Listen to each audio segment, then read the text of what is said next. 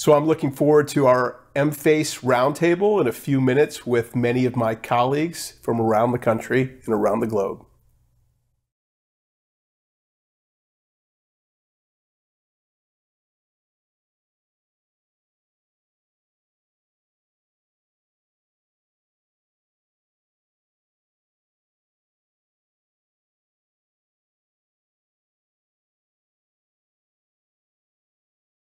I'm Joel Cohen. I'm an aesthetic dermatologist in Denver, Colorado, and I was thrilled to be part of the EMFACE clinical trial.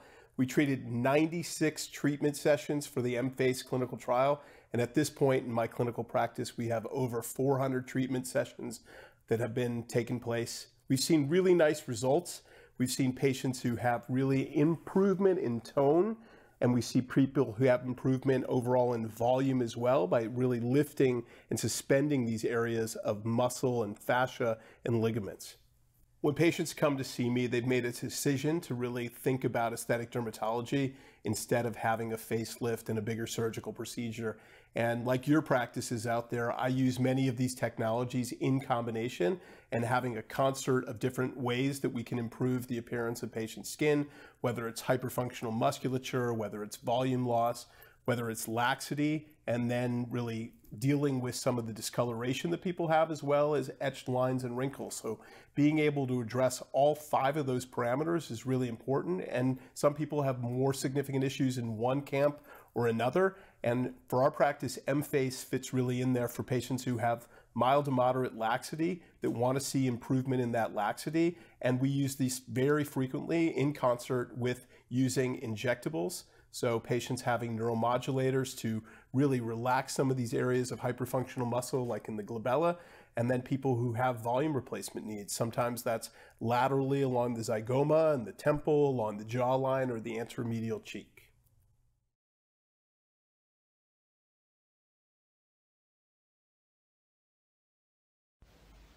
Welcome to Art of Skin MD. I'm Dr. Melanie PALM. I'm medical director of this practice that's been here in Solana Beach about 12 years. I'm a board certified dermatologist and fellowship trained cosmetic surgeon. We perform a variety of activities here at the practice, from general dermatology to aesthetic medicine, and also have a research arm. Welcome to our non-invasive body contouring suite. This is our EMFACE device. We've had it since late 2022. And so far to date, we've administered 141 treatments. We have 34 patients in progress. So this is a very busy machine for our practice. And I'm going to do something special. We're going to talk about how I treat patients with me actually getting the procedure. So welcome back. It's after my clinic day, and I thought nothing better to actually describe EMFACE and how we're treating patients than maybe I'll be a patient myself. So in terms of EMFACE treatments, our flow for clinic is we actually conduct a consultation with me as well as our non-invasive body contouring specialist. The clinical studies demonstrated this once a week for 4 treatments. In clinical practice, we're finding that we really like results with about 6 treatments for our patients. And it can be administered once a week, but if patients have a compressed schedule, we can do this twice a week because the treatment parameters allow for treatment every 2 to 14 days. I try to catch patients before their redose for their botulinum toxin type A, especially in the upper face. And then in terms of injectables, most of our patients, I love this as combination. I try and do EMFACE first, see how this actually lifts some of the tissues. And then sometimes I think we can get away with more conservative injectable treatments. If we're doing it the same day, I typically will combine polylactic acid on the lateral face, but hold off on some of the hyaluronic acid fillers until a separate visit. And that's it in a nutshell. Thanks for joining us here at our clinic at Art of Skin MD.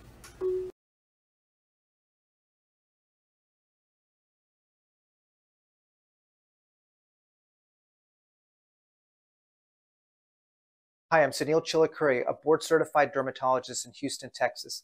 Thank you for joining me on this webinar. We're really just going to share some pearls and experience on how we've utilized the EMFACE in our practice. I have a purely aesthetic practice based in the center portion of Houston, Texas.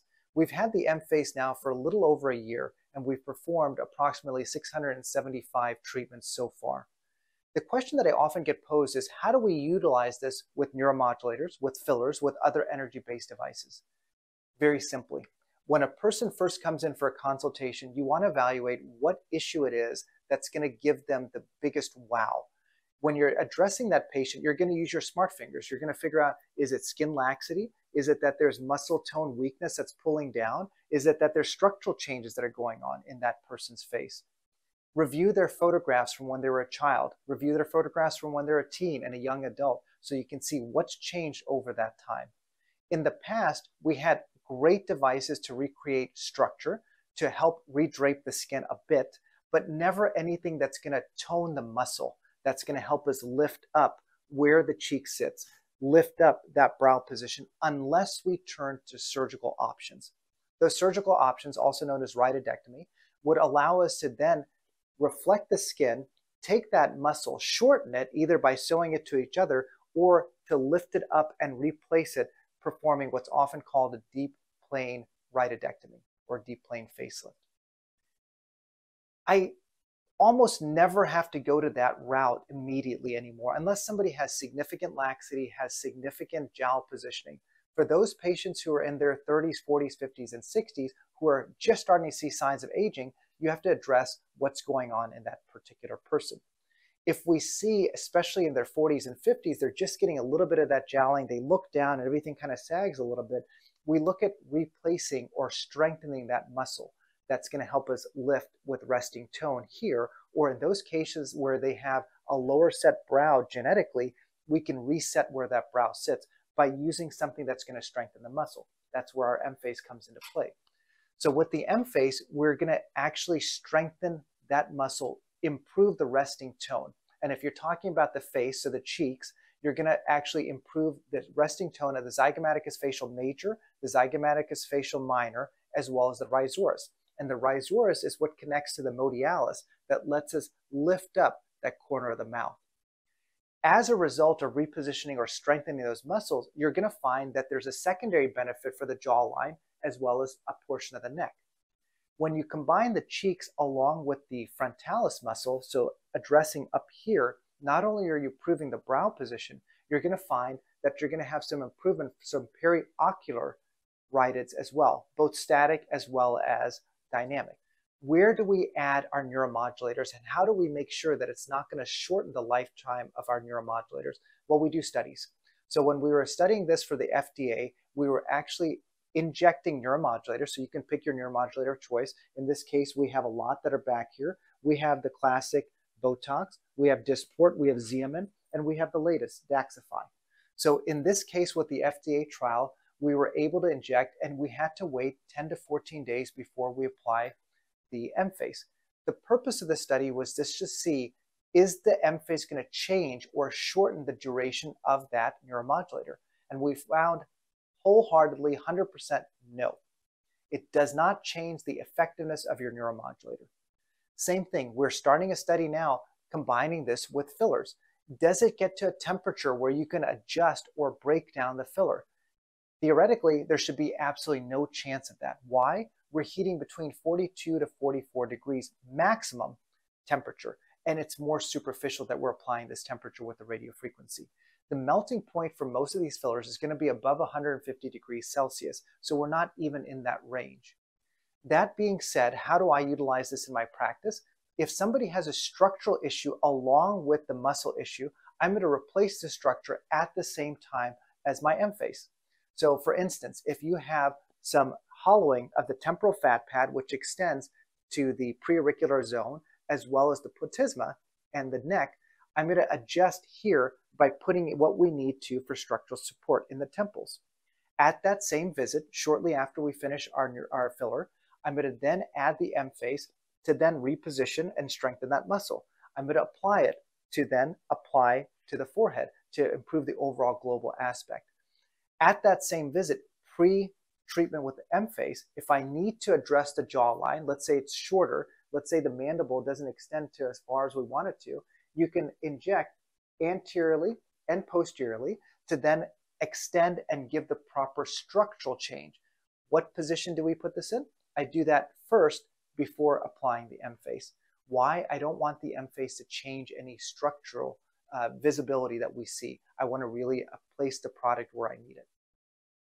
How about in terms of neuromodulators? What's our order of action? In this case, I don't want the EMFACE or the radiofrequency and the muscle stimulation to affect where I place my Botox, Dysport, Xeomin, or Daxxify. So in this case, I'm going to actually apply the EMFACE first, and if they have deep etched in lines that are also more dynamic, I'm going to apply the EMFACE first. 20 minutes later, when they come off, then I'm going to go ahead and address which muscular component that we need to regulate the strength of that muscle. Where can we use this in combination? Well, again, oftentimes as people continue to mature, you're going to have some dropping of the brow because you have less resting tension of the frontalis muscle. But at the same time, I want to release the depressor muscles. So that's going to be your procerus, your corrugators, your bicularis oculi. So if I can release those muscles, my effect from the EMFACE is even greater. The second thing that happens, it doesn't cause more wrinkling. People say, oh, okay, you're going to activate the muscle. We've been telling people don't activate the muscle. That's what creates these static rhytids. In this case, you're actually improving the collagen and elastin health. So what we find, even if you're not using neuromodulators, you're going to find that the etched in lines, the static rhytids are actually improved. We see that the muscle tension is also improved. So as a result, the skin looks brighter. It looks like it's less wrinkled, and you have an overall improvement, even if you're not using your neuromodulators. How often do I then add something different? Well, it depends. Are you treating macular seborrheic keratoses? Can we use a picosecond laser? We have the Helios 4, we have the Piccolo. With those devices where you're using something to get rid of the macular seb care, I can do that immediately following my EMFACE treatment. Same treatment day, same treatment session. Or you can wait until the 4th treatment, 5th treatment, 6th treatment, and then go ahead and treat with that. Where do we add our chemical peels? Again, with this, I'm going to add it immediately after our EMFACE. Why? I don't want the heat that's being produced by the radiofrequency to drive in any more of that chemical peel. Also, when we put the adhesive pad for the EMFACE, I don't want that to be interfered by the chemical peel that's there. How about threads? That's another big topic. Where do we utilize that? I'm going to typically wait 3 to 4 months following my EMFACE, my energy-based devices, my neuromodulators, before I consider, do we need to add a thread? Unless it's the neck. If I'm trying to give a global home run, I'm going to go ahead and treat my EMFACE. I can do it the same day. I can do it at the end of the 4th treatment session, where I can put some structural support into the neck. And same thing, whether you're using a collagen stimulator like Radiesse, Sculptra, whatever you're doing on the neck, the HA that's hyperdilute, you can add at that time. Thanks again for joining me. I'm Suneel CHILUKURI, Refresh Dermatology, Houston, Texas.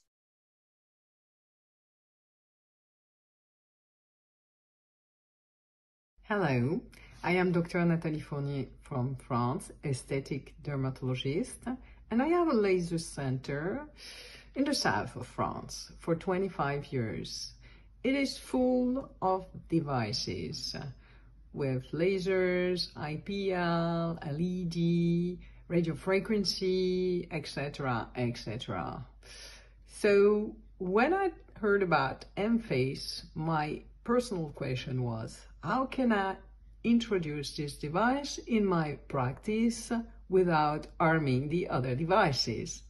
And so, especially with patients who have already been included in a usual procedure for them and recurrent treatments, I don't want to stop them doing that, of course. Also, the second question was, how can I do with the neurotoxin and the fillers?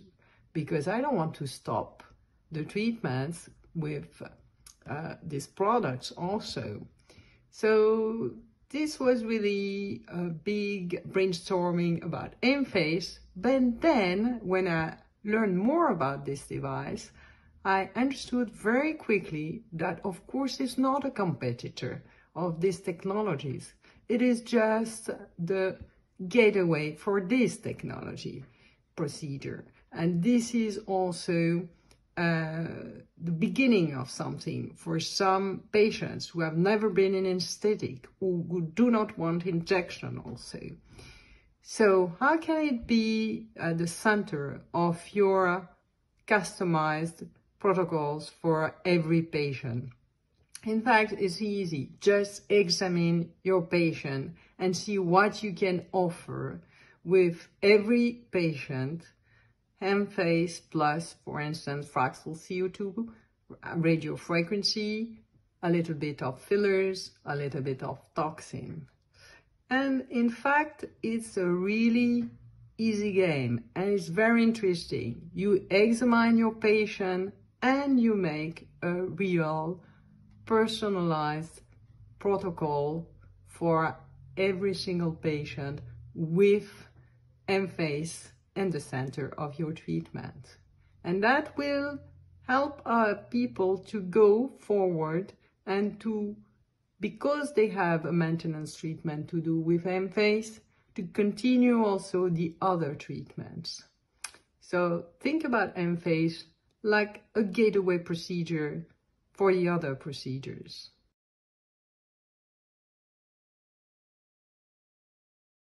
Hey, this is Dr. Charles Boyd. I am a facial plastic surgeon, practice in Michigan, and I'm going to talk with you today about the EMFACE. So, my favorite, certainly one of my favorite devices, I think, of all time.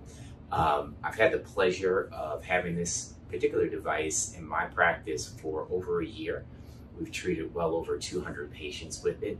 Talk a little bit about what I see as the advantages of EMFACE. So I think EMFACE, first of all, is good for my entire patient population. So my younger patients to my older patients can all find something that EMFACE helps and benefits them from. So as you know, EMFACE is a device that actually stimulates the facial musculature in the upper part of the face and the cheeks, and specifically more of the elevator muscles. So those are the muscles that lift up the cheeks, add volume back to the face, lift up the brow, and as we get older, all those things tend to lengthen and elongate. So having a device that can do those things is just amazing. And again, particularly for my younger patients where they're looking for more maintenance or prejuvenation, it's perfect for them. My middle patients in the middle age bracket, a lot of them like to do it even before fillers and Botox, and it's a perfect combination to do with those other things like any other non-invasive treatment. I think it works really well.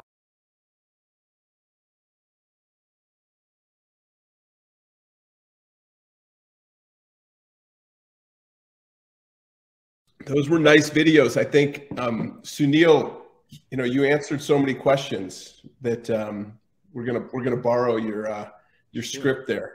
You went through everything, including chemical peels.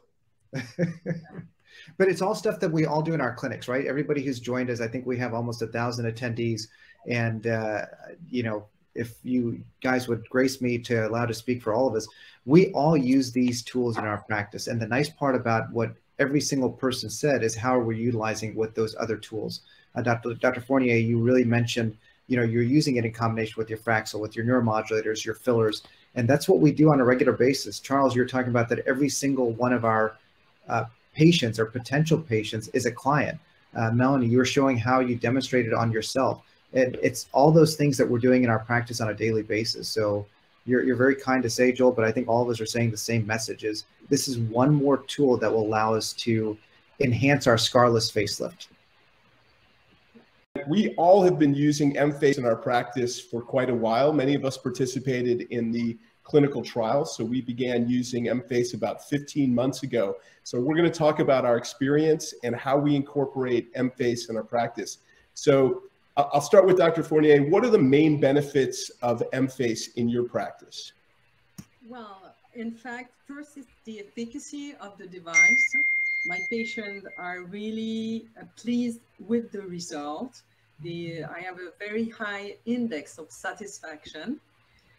Second, it's a non-invasive device. There is no pain, no side effects. It's delegable. It works on muscles, so it's something new that we offer because we had no machine for that on the face.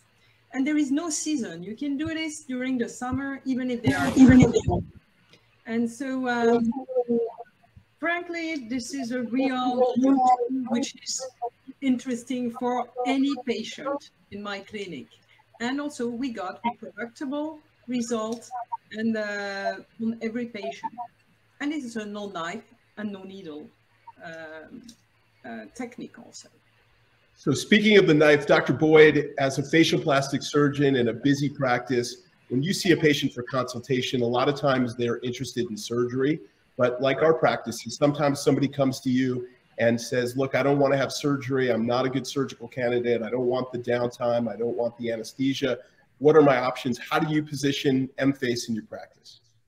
Yeah, thanks for the question, Joe. I think that, as a surgeon, and I think about even when I finished my training, at that time, every patient that came into my office wanted surgery or they got cut. And now we're at a point where most patients don't.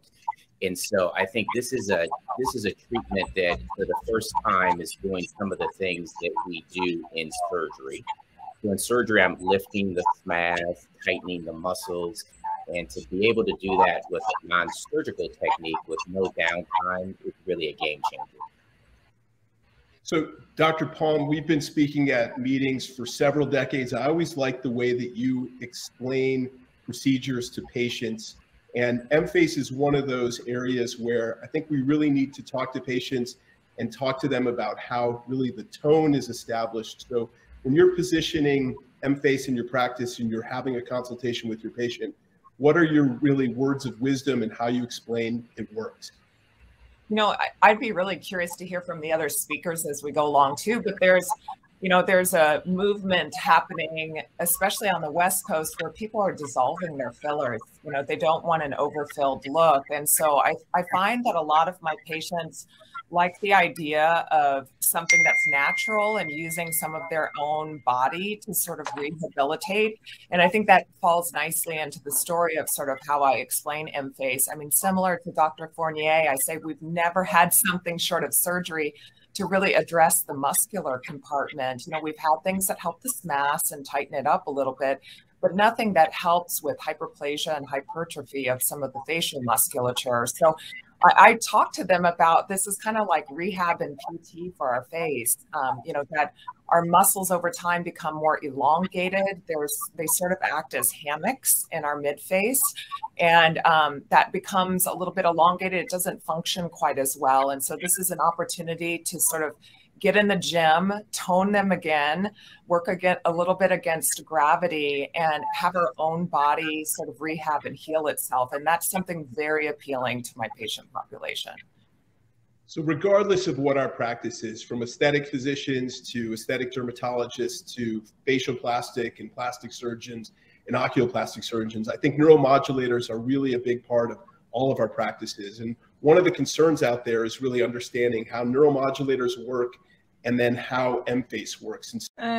So the question is, does EMFACE negatively affect neurotoxin? Right. How do you explain neuromodulators in the context of EMFACE? And then, with Suneel's trial showing that they can work synergistically and patients can actually be even happier. Okay. I tell the patient that first EMFACE will not interact badly with the neurotoxin because the device tone the muscle, but it does not make it contracted all the time. So of course it will not make bad mimics because people think about like this, and so it will increase the tone, so it will help the elevation of the face. But if you relax the muscles, put down the eyebrows. Of course, the EMFACE will help to maybe put less units in the frontalis, and also helps to elevate eyebrows, especially to people who have very thin muscle frontalis. So I'll let Suneel finish the story about it, because he's better than me on that. No, not better, not at all. All this you did a better concept. But it's interesting. Can you guys hear me now? Yeah. Can you give me a thumbs up if you can hear me? Okay, perfect. So several of the questions that came through here. Number one, can we use it with neuromodulators? What's the order that we go in with neuromodulators and fillers and things like that? So with this particular trial, we had to wait 10 to 14 days before we could treat somebody with the EMFACE. And this was 10 to 14 days after the neuromodulator. One of the plastic surgeons on here was asking, is it going to decrease the effectiveness of the neuromodulator, whether it's Botox, Dysprin, Jeuveau, or Ossify here in the US? And the straight answer in 100% of the patients, no, it did not affect the longevity whatsoever. In terms of what order do we do it in, at least from our practice, if I have somebody who has etched in lines, I'm going to actually start with the neuromodulator, wait a week or two, and then apply the EMFACE. The other way to do it is if you have somebody who's coming from quite a distance, you can apply the EMFACE applicator, the frontalis applicator, as well as the cheeks if you need to. And then immediately following that first treatment session, you can inject the neuromodulator in a pattern that you normally would.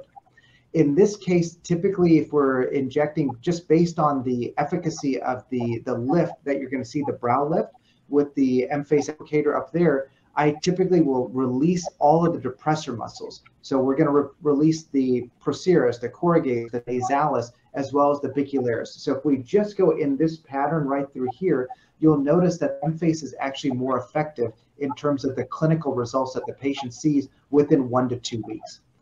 In terms of the efficacy and order, again, for fillers, I'm going to utilize the filler actually pre-treatment with EMFACE if I'm doing it for a structural component. So we know that the cheek applicator in particular is going to be affecting the zygomaticus facial major, the minor, and the rhizoris. All of those are elevation muscles. And how it works is by improving the muscle tone. For the plastic surgeon that was asking about the frontalis, how does it affect the frontalis and the neuromodulator? It's actually affecting the overall resting tone of the frontalis muscle. And with that increased tone, Sebastian Codofano, the anatomist, he's shown that we can actually keep that in a lifted position. In terms of the structural fillers that I'll put in at the same time, and actually I put it in prior to the treatment on the same day, is going to be the temple. Treat the temple. I'll treat the lateral subzygomatic area. So that's going to be in 2 of the fat pads. That can be the middle fat pad or as well as the subzygomatic lateral temporal fat pad that extends down. I've done anatomic dissections with Dr. Boyd in the past. I've seen him do beautiful dissections. And Charles, can you talk us really through, when you approach a patient, you're looking at them and talking about blepharoplasty or brow lift. Talk to us about what you really think EMFACE is doing. Suneel mentioned the tone here, but you know, we have patients sometimes that have heaviness and brow ptosis after neuromodulators, and I've actually seen them look better and have less brow ptosis after EMFACE. Yeah, there's no question. I think Joe, that's one of the things that impressed me most about EMFACE. So particularly in male patients, you know, we have a heavier brow that's typically lower, sitting right on the frontal bone or the orbital rim. And so those are the patients where, you know, their deep etched lines are really functional. So they have to raise their brows in order to get the brow to elevate. And so that's a patient where neuromodulators are actually doing the opposite of what they need. So we need a way to actually elevate the brow and shorten the frontalis muscle. And so other than surgery, there really was no way that I had to do that effectively. I mean, we had some things that would make smaller differences, but with EMFACE, and one of the patients that was actually in the trial is a male patient of mine, very deep rhytids in his forehead, and EMFACE was able to elevate the brow and with the radiofrequency decrease the lines without any neuromodulator. So I think that's really one of the things where it's super unique and can help most patients. And even patients that come in for a blepharoplasty, a lot of them have brow ptosis. And so if we can elevate the brow, we make the whole orbital complex look better. There were a lot of questions about how many sessions we're doing, which I think would be great to hear from the other speakers too. Initially, we were recommending 4, which was consistent with all the clinical studies that were done. But in most of our patients 40 and over, we're really trying to do a package of 6. We're seeing even better results with those 6 treatments. There was a question about melasma and whether it makes it worse. That hasn't been studied, but you know, my feeling, and I see melasma several times a day with patients here in clinic, is, you know, heat and it causes inflammation. I see that with my hot yoga instructors and people that are doing that multiple times a day. So, you know, it's not been studied. I have not seen worsening with melasma, but I think I would make sure that my patients that do have a history or have ongoing melasma are on active topical treatment that I consider gold standard, but I have not seen worsening or provocation of melasma with any of the patients that we've treated so far.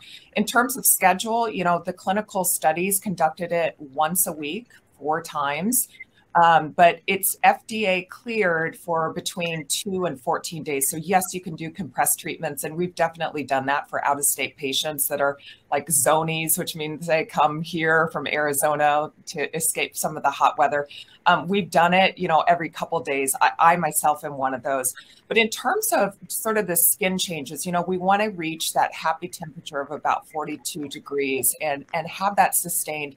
I saw a question about, does this alter the fat, which is always a concern. I think with microfocused ultrasound and HIFU technologies, that's always a concern. And we're really just reaching the dermis. We're not reaching the subcutis or the subdermis. So fat adipolysis should not be an issue because of the superficial heat that we're causing. And you know, pretty dramatic changes in collagen and elastin. So I believe the elastin increase is about 111% with those 4 treatments. And it's like 26 or 29% production increase in collagen. And I mean, you know, I was at the AAD with many of you guys, our American Academy of Dermatology, a few weeks ago, and was on several of the injectable panels.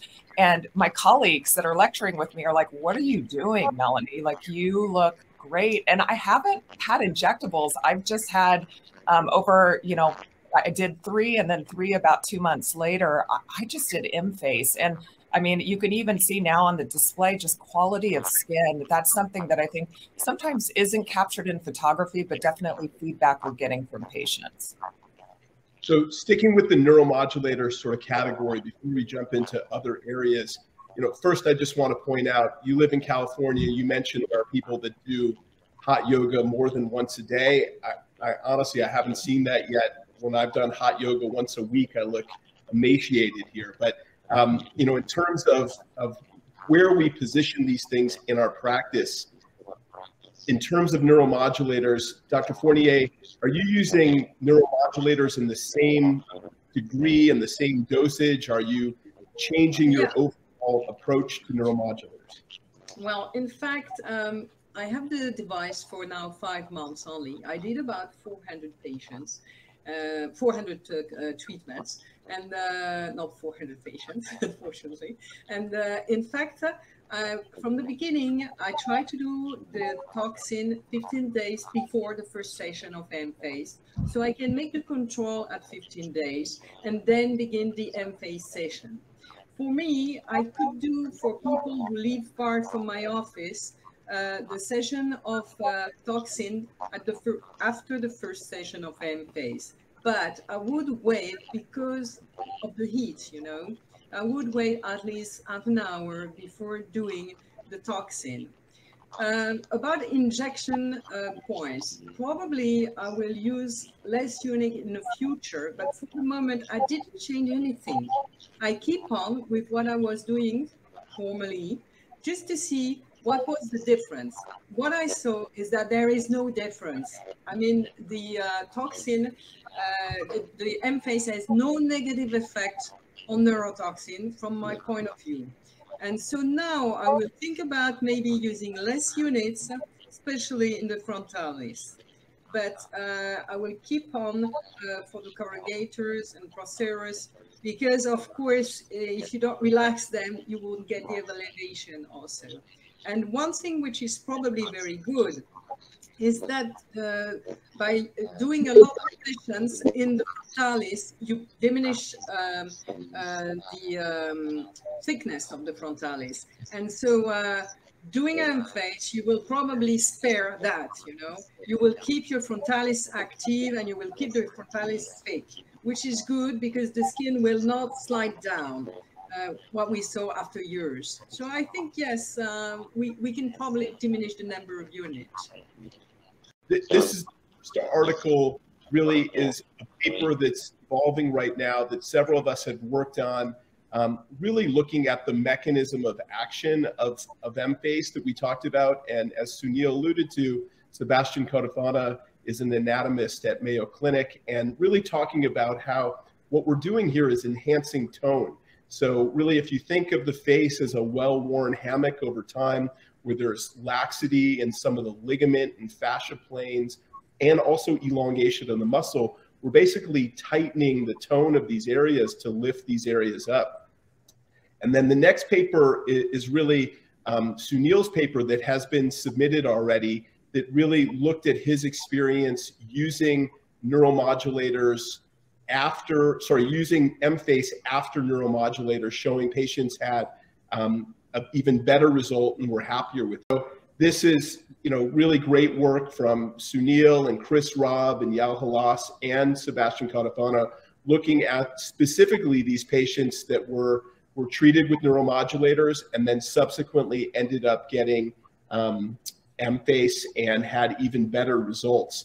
I think the next picture is one of my patients that I just want to make. So this patient here, and we're in the the neuromodulator category, was neuromodulator resistant. So she had been treated with neuromodulators in the past, and then no neuromodulator seemed to be working for her. So I enrolled her in the trial. She's actually the mom of one of my daughter's best friends, and we enrolled her. And when we look at this patient here, I think we can see a really nice effect overall from EMFACE. And I think this is a good transition point to really talk to, Charles, if you could really, let's talk about the forehead here. So we see, the brow positioning being, maybe up a little bit laterally, but there's also a diminution in the little fibers that you mentioned here that really structurally from the frontalis are keeping the brows up. So there's more tone,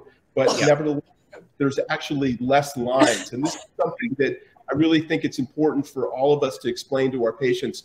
We're not causing the muscle to contract all day long. We're just, by that one session and then repeating the session 4 to 6 times, we're enhancing the tone. And then that stimulation with the radiofrequency and the monopolar RF and that temperature is decreasing the lines and wrinkles through neocollagenesis and really that neoelastogenesis, as Melanie spoke about. Yeah, Joe, I think that's a great example. It's a great result. So over time, not only do we lose tone in the muscle, but we also have a decrease in the subcutaneous fat between the skin and the muscle. And so I like to think about that, and how I explain it to patients is now the muscle is acting more directly onto the skin. So you see more of those radids, particularly actively. And so particularly in the frontalis, there's always constant tone of the elevator muscles. And so as we get more ptosis, we need to activate more of those muscles that are elevating. You can see that that patient had, before EMFACE, those lateral radids right above the brow. We also see that in our neuromodular patients where we're not injecting right above the brow for fear of having a little bit of brow ptosis.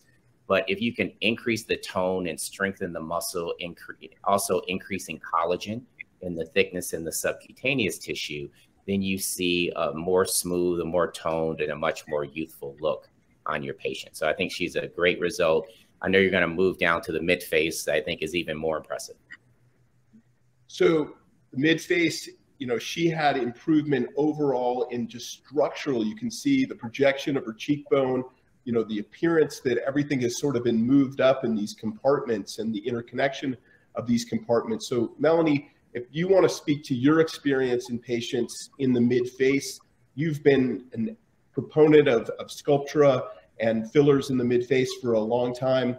Talk to us about how you approach these patients and sometimes even the sequence you might think of in terms of soft tissue augmentation and EMFACE. Yeah, I think it's good to know like the reference point. So I would say the majority of our patients here, they like to look great for their age. We're in San Diego, it's lovely weather, but they don't want to look overfilled. They want to look that quote unquote natural. They want to just restore what their face looked like and really sort of have, how they're feeling inside be represented by their exterior facade. So You know, in many of my new consultations, I mean, I would say early on in our experience with EMFACE, they were veteran patients. You know, they're the patients that have been with us over a decade, have been consistent toxin and injectable, and we're doing energy-based devices, and we've added this on to give a little lift. You know, in some of my new consultations, you know, I think it's so important. I believe Nathalie really sort of express this well, but I think it's so important to just evaluate the patient during initial consultation about tissue planes and where their deficit is. So we're really addressing, particularly in the mid-face, sort of volume and structure and shape that's happening in front of or medial to those true ligaments in the face. And so that's why I mentioned in my short little video, I'm okay with doing something like PLLA or an HA or calcium hydroxyapatite lateral to those ligaments if I need to kind of compress the treatment schedule. But if I am considering doing an injectable filler, you know, sort of as a part of that treatment paradigm, I actually wait first if the patient will be patient until we actually complete their EMFACE series, because I see that sort of hammocking and lifting effect. You can see that so beautifully in your patient, Dr. Cohen, that I want to see how some of the tissue readjusts, because we see that nasolabial fat pad sort of readjusting upwards. You see smoothing, and you lose some of those demarcation lines that we start to see in the aging face and mid face. And I want to see how the cheek and the OG curve changes, how the depth of the piriform fossa or, you know, sort of medial nasolabial fold is being affected. And so many women in our 40s, this is the problem, that descent of the buccal fat pad and the prominence of jowls. And I find that we're improving that. So the way I'm injecting and the volume I'm injecting, I think, is being affected in sort of that mid-face where usually we're using projection as a way to utilize fillers. But I feel very comfortable if there's volume deficits in the superficial temporal fat and the preauricular fat, or there's bone loss in the angle of the jaw, as Suneel, as Dr. CHILUKURI mentioned, then I feel okay doing that in tandem. So in overall volume, so again, for me, I approach it from a structural standpoint. What fat pad is being affected, right? You talk about the fat pad, if you talk about the lateral zygomatic area, if you're talking about the middle fat pad, the nasolabial fat pad, if you're talking about where the maxillary bone is sitting, so if it's starting to recess, I'm going to put those structural points in there at the same time that I'm utilizing the EMFACE. And really, because from a clinical standpoint, I want that patient to see that wow. So I do utilize that either in that same treatment session or somewhere in between as we're treating the series of 4. The temperature of the RF in this particular device, it's going to be more superficial. So we're not trying to radiate that heat deeper. It's not that bulk heat that you're seeing. So we're staying in the superficial, really the mid-dermis is where we're aiming for that heat. And you're in an area where you're getting to 42, 43 degrees, maybe 44 max. And if you look at if you have the EMFACE unit, you see it gives you real-time feedback on it. So you shouldn't be getting much above that. In terms of the temperature melting points of most of these products, Bellaterra actually, as far as I know, has one of the lowest melting points. So that's 171 degrees Celsius versus what we're putting here, which is 41 to 44 degrees maximum.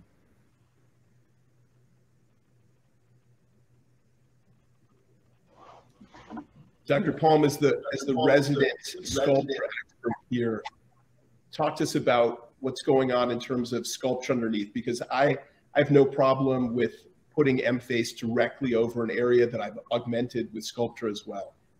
Yeah, I don't have a problem with it at all, because I think our target for Sculptra is either super periosteal, which is obviously several layers tissue-wise below where we're targeting that very superficial heat in the mid-dermis, as Dr. CHILUKURI mentioned, or it's in one of the fat pads, typically a deep structural fat pad if I'm working in the central mid-face, a superficial fat pad, you know, if we're working in sort of the lateral face. So again, I really don't Some gentle heat and neocollagenesis we know is one of the end results of the radiofrequency component of EMFACE. I think of it as very complementary, and it's certainly not going to break down the polyl-lactic acid in an abnormal fashion.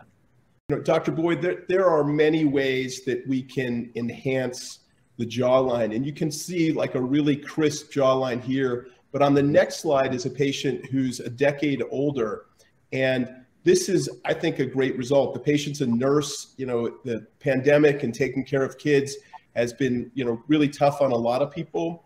And this was an outstanding result for her. So when you're talking to people about sort of that neck jawline rejuvenation, you know, this is a great result. Tell us how your consultation's going and how you really incorporate EMFACE into that.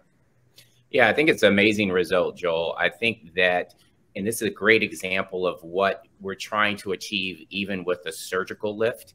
And as you can see, even though the electrode is targeting the zygomaticus muscles, obviously the SMAS envelops the platysma. And so as you're elevating the SMAS, right, you get more sculpting of the jawline. You see the submental skin looks improved. Even her chin looks improved in this. And so this is a good example of how all the facial musculatures are from the top of the SMAS down to the platysma are in sync. And so as you're elevating those upper facial muscles, you're also elevating the SMAS, you improve the neckline, and this is a quite amazing result. Even the angle of her jawline is improved there. So it looks like you've contoured that area as well. So when someone asked before in the discussion, how do you incorporate this with surgical patients? But this is something that I would love all my facelift patients to have EMFACE first, because if I'm working on a tighter, more toned muscle, I'm going to get a better result even with a rhytidectomy. So Dr. Fournier, you indicated in the video before this session that you have a lot of energy-based devices in your practice. So when you look at a patient like this in the pre-photo, sort of what is running through your mind in terms of the options? And then really when you guide patients towards those options, really what do you start thinking of in terms of specifically the jawline and trying to get a really clear-cut jawline like this? Okay. If I had this patient in front of me, I would offer a program which will include something for the structure of the skin, like the microneedling radiofrequency, just to improve the skin tone and also the skin structure. So you can use the Excion on it, for instance. I will include also in the program the EMFACE, about for me 6 sessions minimum, because due to the age, my program 40 years old, 4 sessions, 50 years old, 6 sessions, 6 to 8 sessions sometimes, and over 60s. And then a maintenance program every 4 months if you are over 50s, and every 6 months if you are less than 50s. So I will offer that 6 sessions of EMFACE, and of course I will probably help her a little bit on the neck with monopolar radiofrequency, and especially the small handpiece for the Excion, the ultrasound and radiofrequency, and I will also maybe use a little bit of fillers, you know, not on the jawline, but maybe on the cheek if necessary, just to make a little more projection.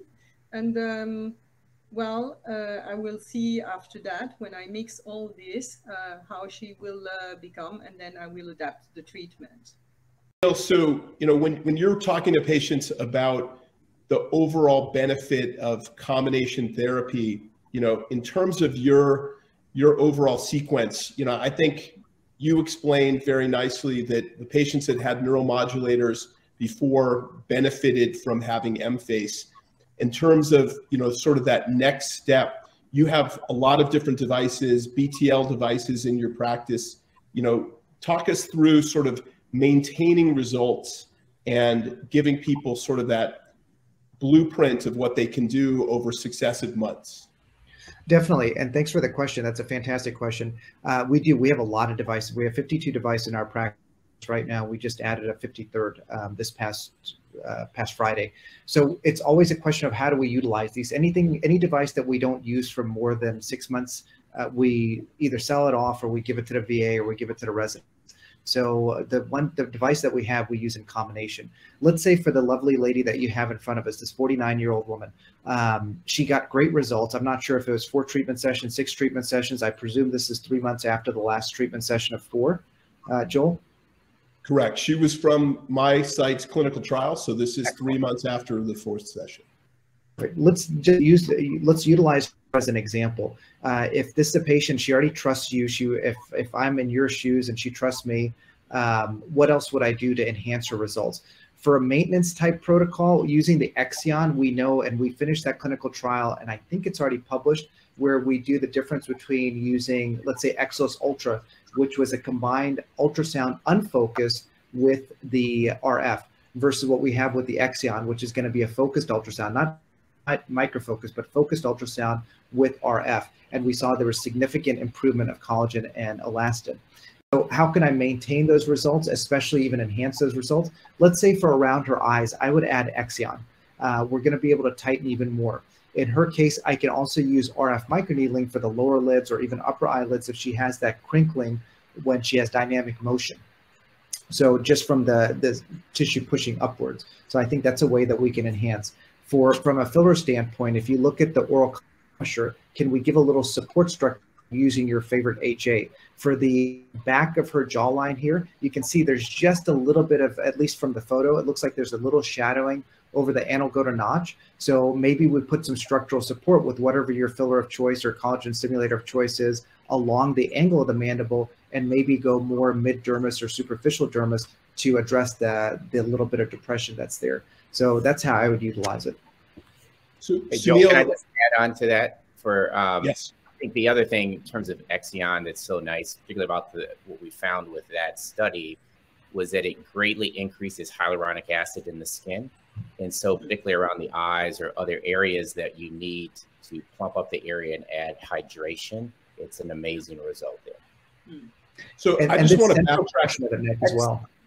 I just want to backtrack. Exion just got launched at the American Society of Laser Medicine and Surgery. So for people who aren't familiar with Exion, it's a new platform from BTL, and it has RF microneedling and bulk radiofrequency for face and body.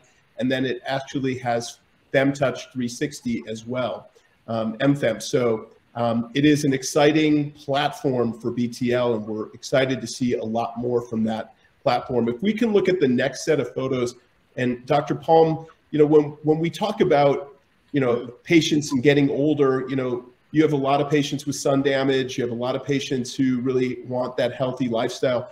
This is a 78-year-old guy who was in my clinical trial.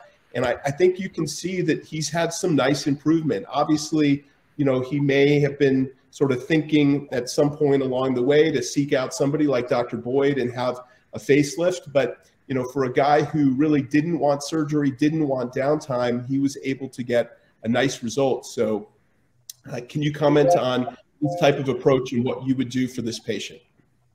Oh, sure. First, topical skincare.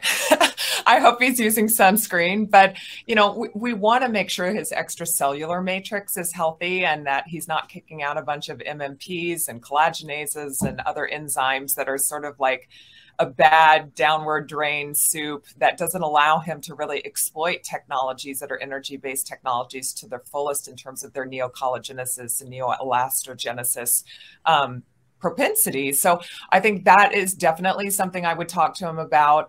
I think you've done the perfect first step, which is giving that sort of SMAS and mimetic musculature layer a pep and helping to lift that. I think step 2 for me would definitely be some form of structural filler or collagen stimulator, because we know we can improve that remaining jowl that he got quite a degree of improvement from with that.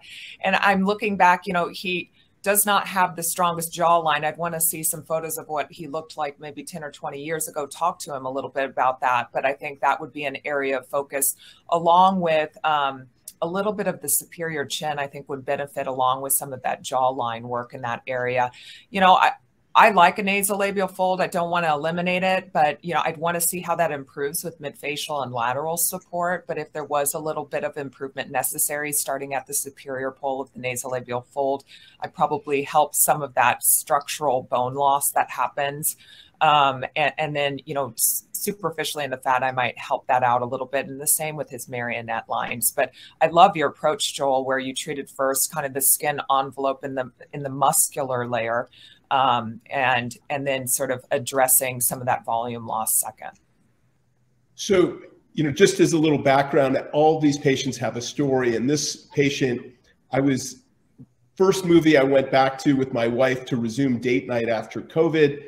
We were at the movies and we saw Where the Crawdads Sing. The lights went on and I was literally sitting next to one of my longtime patients, and I'd never met her husband, and he's her husband. And she said, "Hey, what's new? What's going on in your practice?" And I hadn't seen her in a couple of months, but she had enjoyed the benefits of many injectables that we had done over the years and other procedures. And I said, "Wow, we've got this new device we're doing a clinical trial on. I can't say so much about it, but it is pretty exciting." And she said, "Can I be a candidate?" I said, "No, there's an exclusion, you know, so you've had neuromodulators and fillers, so you can't do that right now." And her husband came out of nowhere and he said, "I'm interested." So this is him. He'd never done anything before, and he was really quite impressed. So, you know, Nathalie, you indicated, you know, from a laser perspective, you do a lot of lasers. What would be sort of the next step that you would do, that you would think about in this guy where, you know, he's already enjoyed the benefits of EMFACE, and I look at him and I see pigmentation? I would probably get out my Halo and my BBL Hero and use that on him. What would you do? Yeah, I would maybe first check very clearly if he has no keratosis. And in this case, I would do a photodynamic therapy, one session. And then I will do probably an IPL session just to remove the pigmentation easily. And then I will go for Fraxel CO2 laser, probably 2 sessions, plus mixed with 3 session of microneedling radiofrequency with the X-ion. And then the structure of the skin and the aspect will be very far improved from that. So if he wants to go through all that, he will probably get a better result. And then if he doesn't want anything more than non-invasive, I mean big invasive treatment, I would do, okay, let's try to do monopolar radiofrequency, at least for the neck. And I will add, of course, if he accepted, some injection like Profilo, or I don't know how you call it in the US, but I guess it's the same, just to smooth the neck, you know, not for the face, but to smooth the neck. And, so just pointing out the neck, you know, I think it's exciting when we really see the results in the face and in some of the volume compartment areas when we see enhancement of the jawline. You know, Charles, you mentioned the SMAS, and I think this is a really good example of that overall tone of the SMAS has actually enhanced some of the neck as well. So will you speak to sort of anatomic planes that can lead to that and how that tone is affected here? Yeah, absolutely. You can see that particularly just below his jawline, where the laxity in his neck is greatly improved. And so I think the neck is, I would say, the hardest thing to treat. So certainly in the upper face, we have a larger soft tissue envelope with the SMAS, and then we lose that as it starts to envelop the platysma muscle. So, you know, if you were to lift back the face and start following the SMAS, you follow it right into the platysma.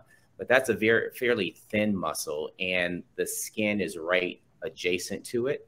So that's an area where I always tell my patients that the earlier and the sooner we can do things to lift and tone that area and prevent either solar elastosis or just loss of elasticity in the skin.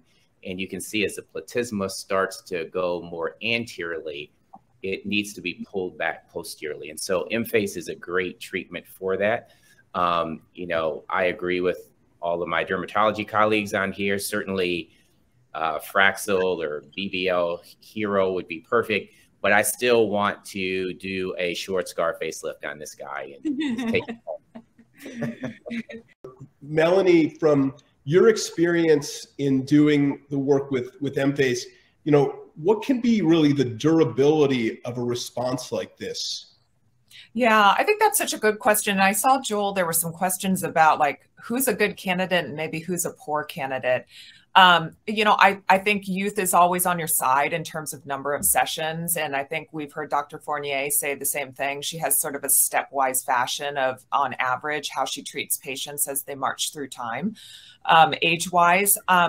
You know, and I also look, and this is something I think J.D. McCoy, who's also a BTL luminary and has had some early experience with EMFACE, recognized too, that people who actually have good volume in their lower face tend to respond well. If they're very cachectic in that area, I'm a little bit more conservative in some of my expectations for the patients, and I convey that during the consultation.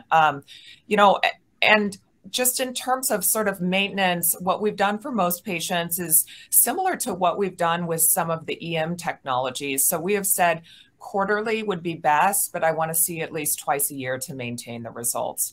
Of course, we have superstars that want to do it a little bit more frequently than that, and I think that's reasonable. And we try to make maintenance therapies enticing from an economic standpoint, so we give them a little bit of a discount for maintenance therapies. So David Ruckert's asking a very good question about maintenance treatments. And Dr. Boyd has been doing EMFACE treatments longer, I think, than any of us. You started your clinical trial earlier, and your clinical trial really focused on patients who may have really come in thinking about surgery. So obviously they had quite a bit of laxity. They ended up doing EMFACE. And your experience in terms of durability, I know we've seen some pictures from Yao Halas, who's had really improvement that she can document out to a year. But in my patients, I say to patients who are a responder, look, you had a really nice response.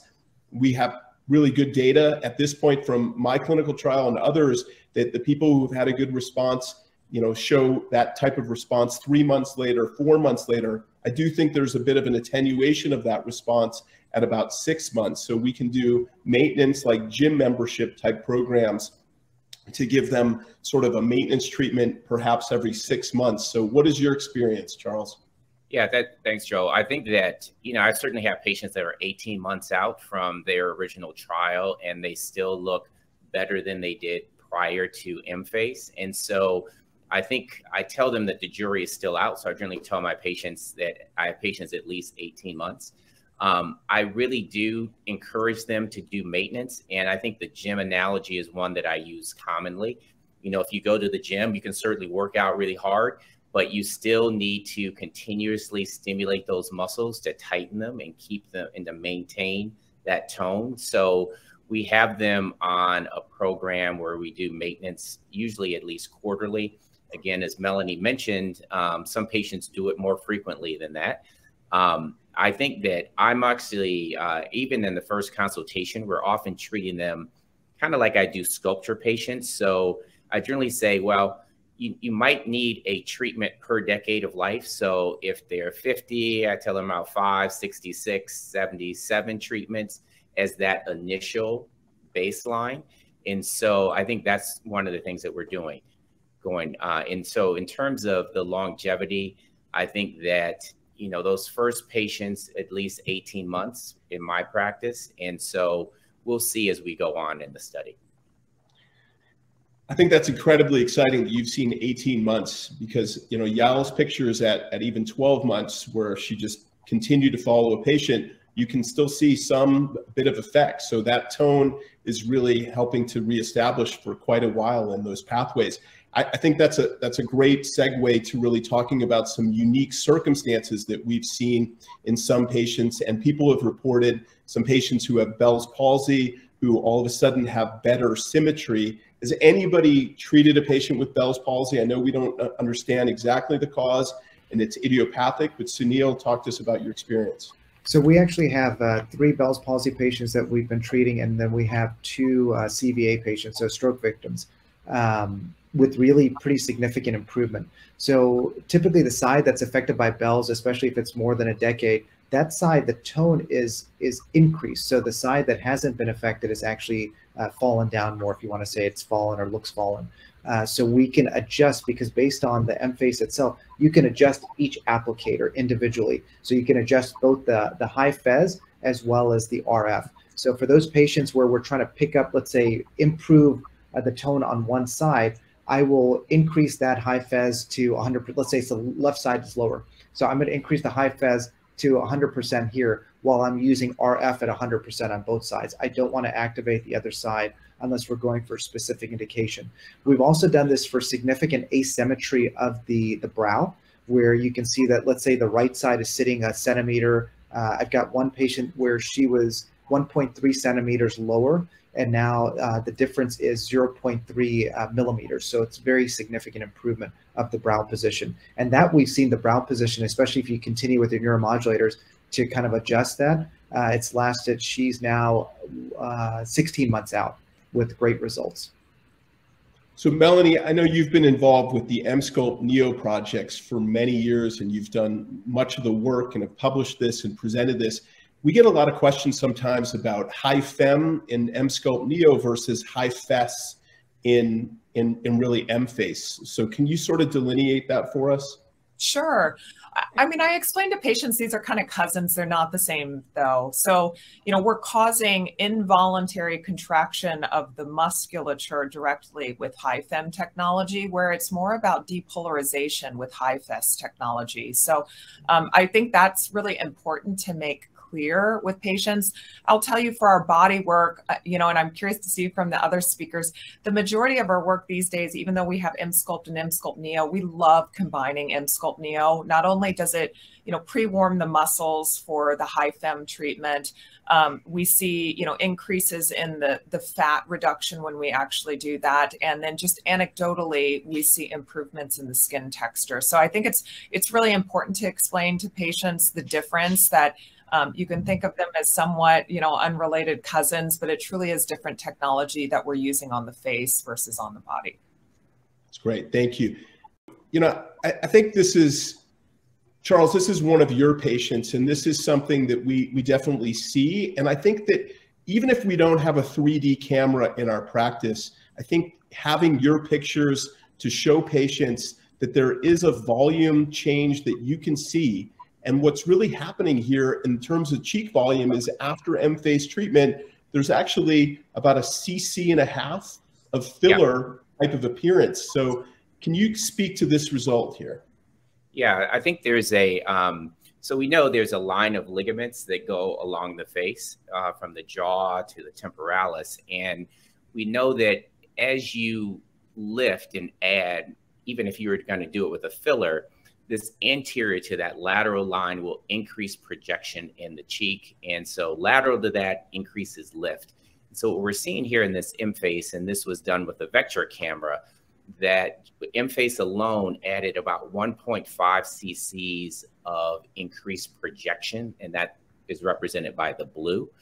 You can see the yellow and the red actually is a decrease in, it's not really volume, but because it's lifting up, that volume that was lower in the face is now elevating in the face. So the face looks lifted.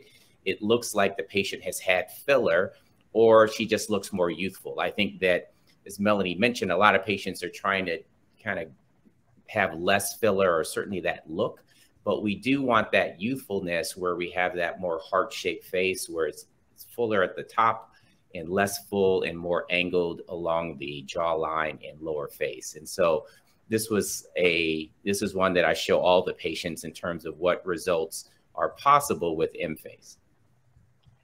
So, and thank you. So can we show the next picture? So same type of thing. This is, you know, you can see the volumetric, but this is Yao Halas at a year, really showing that there's continued improvement. You can see the jawline definition. And I think it's really enhancing the tone and the interconnections of all these little ligaments and fascia planes and the elongated muscle, lifting it up. This is a patient from a clinical trial who was followed, no other treatments over the course of a year. So when we're talking about durability, I think this is exciting if patients are doing this as a standalone treatment. And as we said, many of us are doing this, in combination, whether we're doing EMFACE first and then going to areas where they may still have some volume needs, or we're doing the EMFACE over neuromodulators and fillers. So I think when it comes to combination therapy, we're getting some really good questions, Dave. I am doing the face and the body, but successively. I mean, so it takes an hour instead of 30 minutes, but it is safe and you can do it. Many patients are doing this in my office. So having water for your patients on hand is important. People talk about hydration. Suneel, you're answering some questions about hydration, so I'm going to let you take that from here. Yeah, I ask my patient to drink before and after M-Scalp Neo especially. And EMFACE, usually they ask for some water after, because due to the heat they want. So yeah, I offer a little bottle of water to every patient who comes to my office after the treatment. We cocoon them, And I agree with Dr. Fournier. One of the most important things about radiofrequency, the way that it works, it's generating a positive negative. So that positive negative polarity is what's going to affect the water molecule, which is also positive negative. So when the positives get closer to each other, it'll start rotating that water molecule, which is what's going to then account for the heat that's being produced locally. So hydration in the skin is extremely important. When we were seeing early results with Vanquish, that's 2015, 2014, when people didn't get great results, and we actually checked how they were hydrating, that was internal water intake.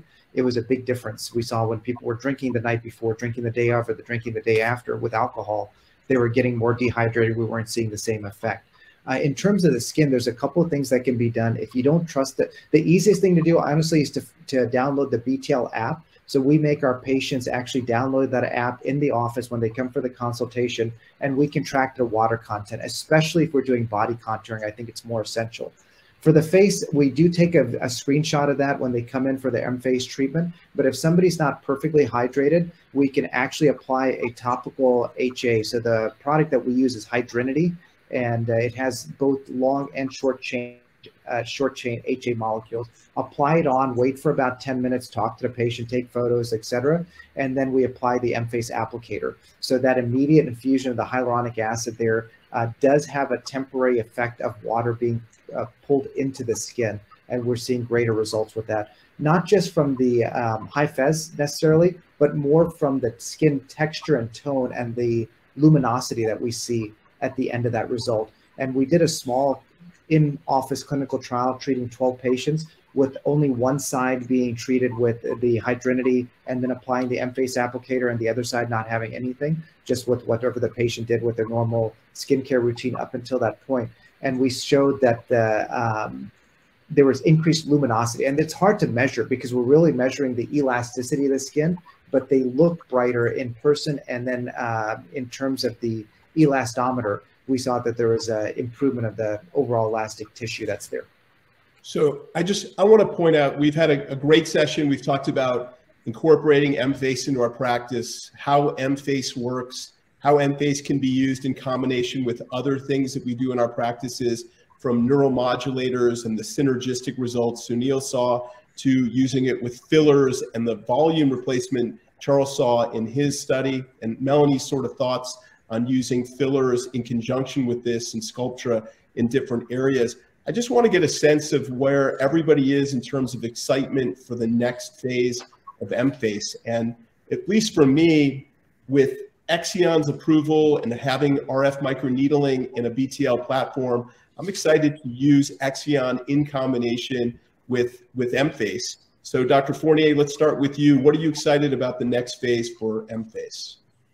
I'm excited that this will be a kind of entering aesthetic, a gateway procedure for young people without harming them, and like a kind of act of rejuvenation, so preventing age before it's coming.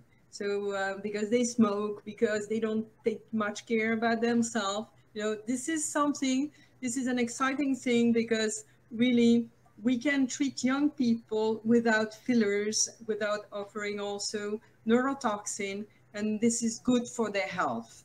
So that's the main thing about this device for me. EMFACE will be the machine for the young people too.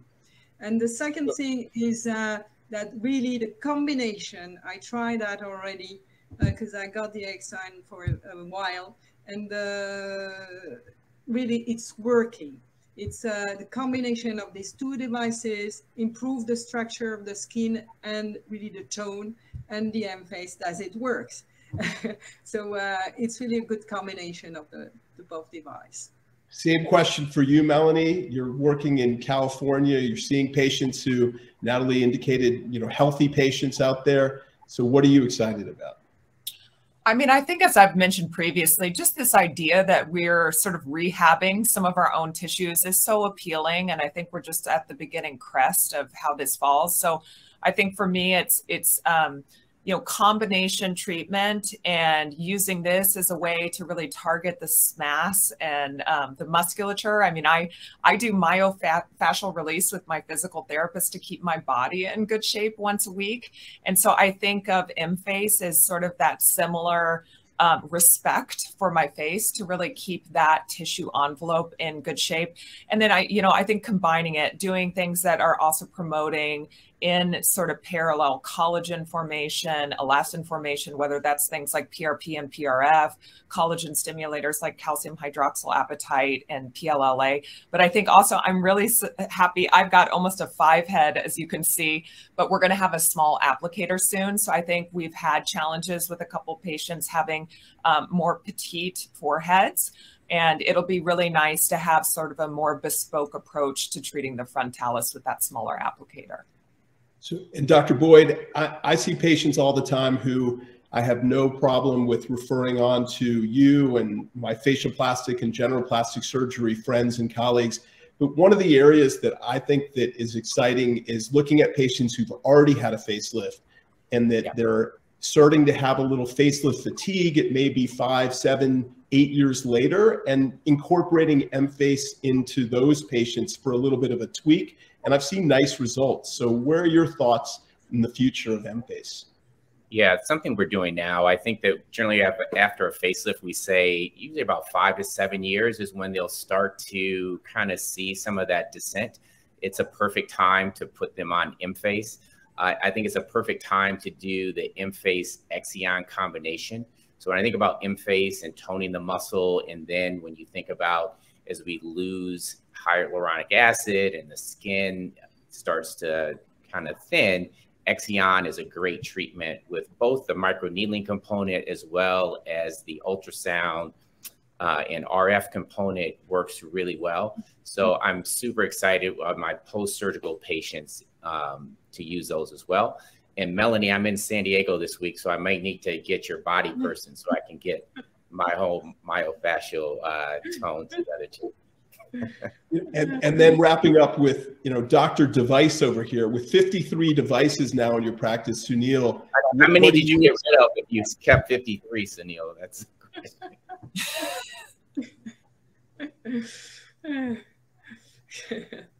So, Suneel, what are you excited about in terms of the future of EMFACE?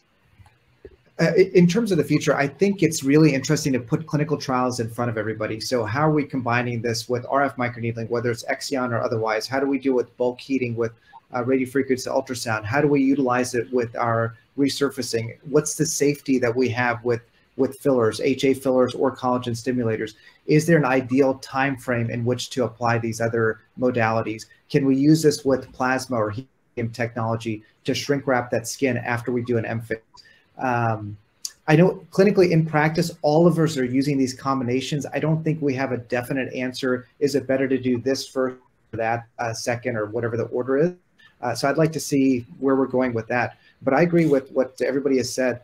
Dr. Boyd, for me, when somebody comes post-radiectomy, and it can even be 10 years after a facelift, 15 years after a facelift, we get faster results by applying the EMFACE, where they just get this, because again, the muscle is shortened, so it makes sense, right? So there's less surface area of that muscle to contract and create tone. So I'm excited to see where this goes. And not to put you out of business, Dr. Boyd, but the question always for me is, I continue to maintain somebody who's in their 20s and look the same in their 70s, 80s, and 90s. That's our goal. So everybody wants to look like Dr. Cohen and Dr. Palm and Dr. Fournier and you. So that's the ultimate goal for me. Honestly, I've seen such nice results in so many of my patients, but when people look at my wife or my mother-in-law who've enjoyed the benefits of having EMFACE treatment as well, results look natural. We're able to really pinpoint areas that we can do other things like fillers and do neuromodulators or work on dyspigmentation or color issues. So I think the future of combination therapy and incorporating EMFACE into our treatment regimens is very exciting, and seeing durable results from Yael is great, but really we realize, as Charles pointed out, that people do need to have maintenance treatments, and whether that's every 3 or 4 months or every 6 to 8 months, there are really maintenance sessions that are going to help people enhance their tone. So thank you very much for our panel for joining us today. I hope everybody has a great rest of their day, and we appreciate all people who've joined us accessing this BTL program today. Thank you. Thank you, everyone. It was a pleasure to be with you, really.